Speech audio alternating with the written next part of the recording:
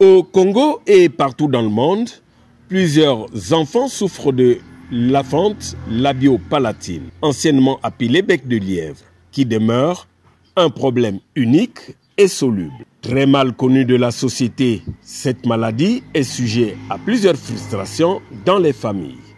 Après la campagne chirurgicale des fentes labio-palatines organisée à Madingu il y a quelques mois par l'association Seka Sourire, les sages-femmes et les relais communautaires de la Bwenza ont été édifiés à l'hôpital de base de Madingu sur la question par l'ONG Small Train et Seka Sourire. Pour cause, vous vous souvenez qu'une fois nous sommes arrivés à Madingu pour des interventions chirurgicales.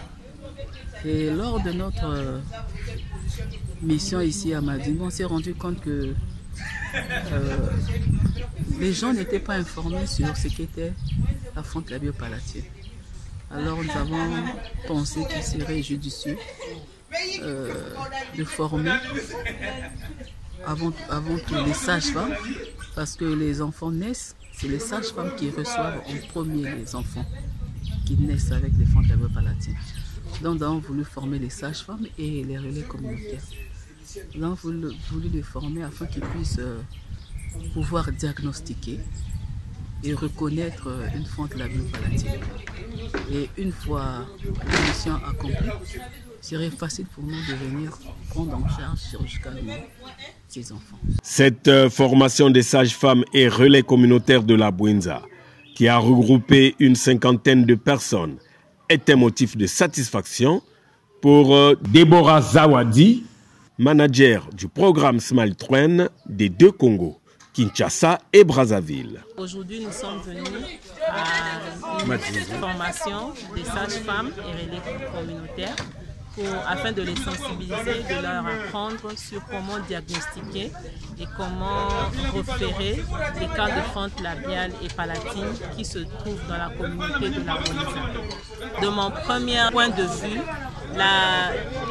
l'audience à qui nous nous sommes adressés ce jour était réceptive et ils en connaissaient vaguement sur la fente labio-palatine, mais j'ai quand même aimé le fait qu'ils ont compris et ils ont vite appréhendé les nouvelles connaissances que nous leur avons partagées sur les différents types de la fente et surtout la référence des cas de fente qui sont identifiés dans la communauté. Et j'ai aussi aimé les questions, les retours qu'ils ont eu à donner, les questions d'éclaircissement qu'ils ont posées et nous avons pu répondre surtout par rapport aux sages-femmes qui se trouvent dans les milieux ruraux, qui aident les mamans à accoucher dans les maisons. Ce sont des questions qui se sont fait entendre et comment les relais peuvent aborder. Nous avons également discuté sur ça. Et c'est vraiment quelque chose à féliciter parce que l'audience était réceptive, était dynamique et ils ont vite participé dans toute la séance que nous avons eu à faire depuis 9h jusqu'à 7h. Au cours de cette formation, 3 thèmes ont été développés avec plusieurs sous-thèmes.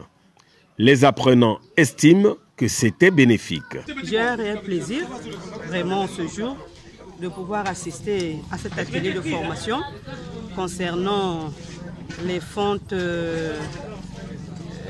labio-palatines.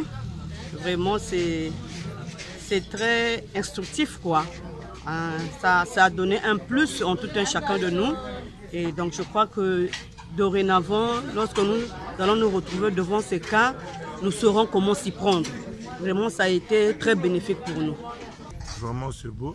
Ce qui est bien, parce qu'au préalable, on ne savait pas que des complications comme ça qui engendrent ou qui naissent avec les enfants, c'était dû aux effets minéraux, etc., et puis héréditaires. Certainement, avec nos croyances, on croyait que c'était des enfants mal formés, qui ne produisent absolument rien, qui peut être jetés, qui n'avaient pas d'importance dans la société. Mais avec cette formation, on a compris tant de choses. Et c'est à notre tour aussi vraiment d'aller dans la communauté, de former les petits groupes pour transmettre ce qu'on a eu. Vraiment, c'est beau. Rappelons que l'ONG Small Train est spécialisée à la prise en charge totale et gratuite des enfants atteints de la fente labiopalatine. Et l'association Seka Sourire intervient dans les opérations chirurgicales à tous les âges.